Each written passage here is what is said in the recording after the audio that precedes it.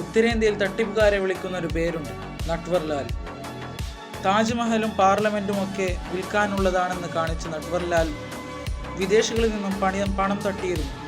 1912 ബീഹാറിൽ ജനിച്ച മിഥിലേഷ് ശ്രീകുമാർ വാസ്തവയാണ് നട്വർലാൽ ആയി മാറിയത്. പലതവണ അറസ്റ്റിലായിട്ടുണ്ടെങ്കിലും ജയിൽ ചാടാനും വിരുദ്ധനായിരുന്നു നട്വർലാൽ.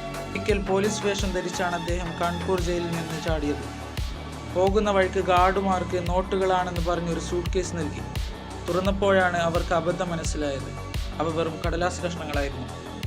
1996 ഒടുവിൽ അദ്ദേഹം അറസ്റ്റിലാകുമ്പോൾ 84 വയസ്സായിരുന്നു. വീൽചെയറിൽ ചികിത്സയ്ക്ക് കൊണ്ടുപോകും വഴി സ്റ്റേഷനിൽ വെച്ച് അദ്ദേഹം വീണ്ടും കടന്നു കളഞ്ഞു. എക്കാലത്തെയും വലിയ തട്ടിപ്പുകാരിൽ ഒരാളായ നട്വർലാലിൻ്റെ ജീവിതം പിന്നീട് സിനിമകളായി മാറി.